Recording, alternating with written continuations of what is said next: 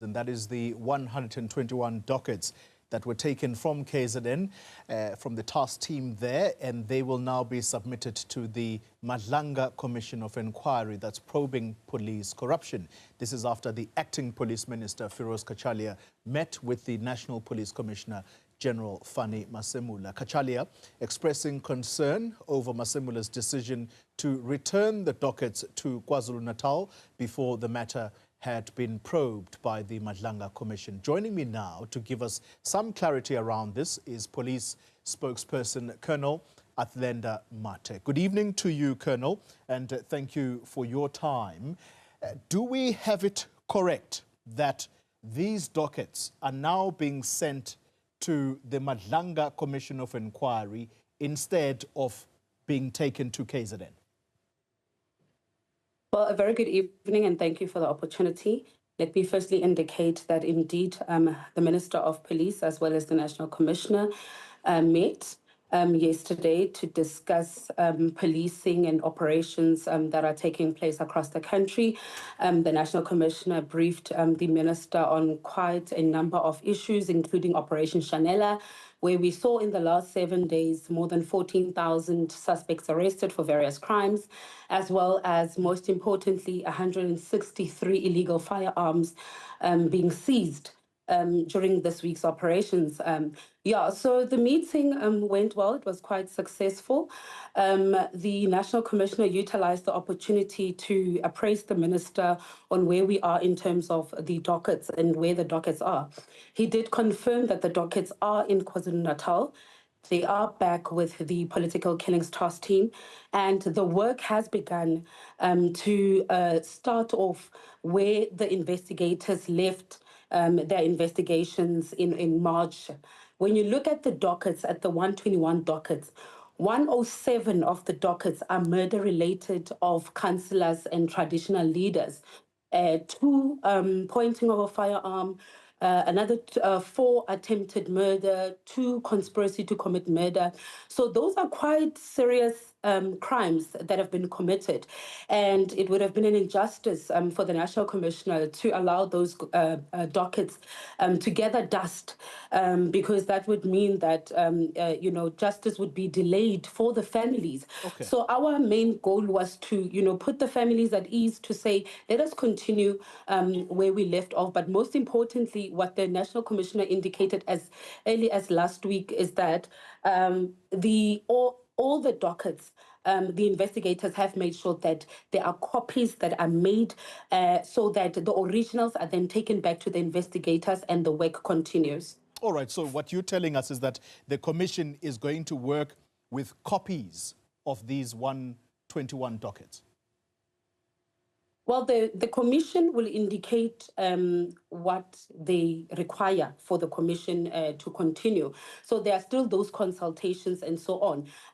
But as of now, the copies are in Pretoria and the original dockets, they're in KZN to allow the investigators to continue with investigations. The integrity of these dockets, do we know what that looks like right now? Because that appears to be the worry of the president. From the onset, when I think that the dockets arrived, they were inspected at the head office, they were analyzed and so on. And that same process was followed when the dockets were being sent back, because the main goal, like I've indicated for the National Commissioner, was that let's not delay justice. There are families that are waiting to hear what will happen to the suspects or that are still at large, that are largely responsible for the murders of their relatives and family members and so on. And when you look at those that have been killed in each of these dockets, you look at some of the cases, it's traditional leaders, some of them it's party members, some of them it was councillors and so on. So our main goal really is to get justice for the victims and to get closure, the necessary closure to the families. And it's quite encouraging that the minister and the national commissioner, they found each other, they've agreed that the work must continue. All right. And that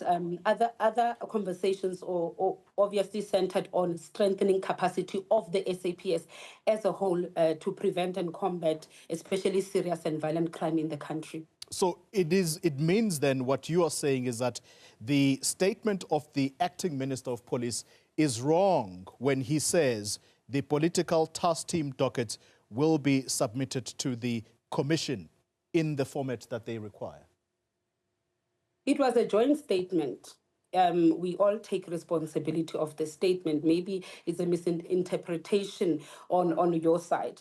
Nothing has changed. Like I've indicated, the originals are in KZN. It's only the copies that are in Pretoria. Consultations are continuing with those particular dockets. But safe to say that the same dockets, the copies, are in Pretoria, they are safeguarded, and as and when they are needed, they will then be presented to the commissioner. All right, to the commission, rather. Very quickly then, this goes without saying then that the political killings task team is alive and well. And who is leading it then, if that's the case? Look, the political killings task team's work continues. If I can say the men and women in blue. Let's not put task teams to it. The work of the men and women in blue continue. When you look at the work of the task team, since inception, they've worked on about 333 dockets.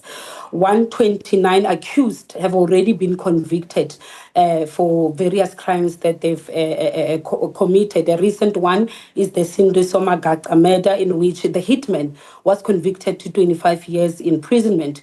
We also had the conviction of an engineer who was attached to the Alfred Nzo municipality in KZN, whose perpetrators were also convicted and sentenced to life. I am sorry to interrupt you. I need to ask a very straightforward question.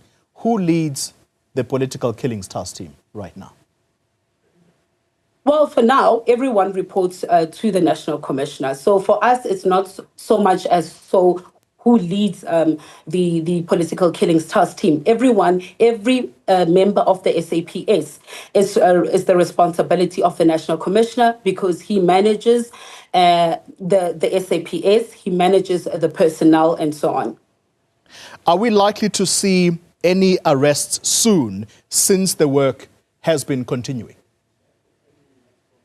Well, we are hoping for the best. Like I've indicated, the team is already on the ground. They have started investigating the dockets. So we are hoping for positive results. We are hoping that in a few weeks' time, we'll hopefully see a breakthrough in some of those dockets. Like I've indicated, of the 121, 107 are murder related. So it's quite serious crimes that were committed. So our purpose is really to get justice for the victims that have died, which were mostly traditional leaders and your local councillors, your party members, and to also then get closure for the grieving families. Yeah.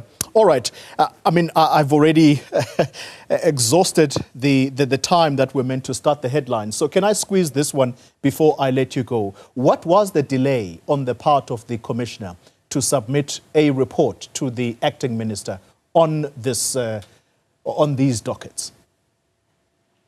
Well, I wouldn't want to get into that space. What is encouraging is that both the minister and the national commissioner, they have found each other, they have met and agreed that let us work together to strengthen the SAPS, let us work together to ensure that we prevent and combat crime, because our goal is one. We must be united for the people of South Africa, because their safety and security is our main priority.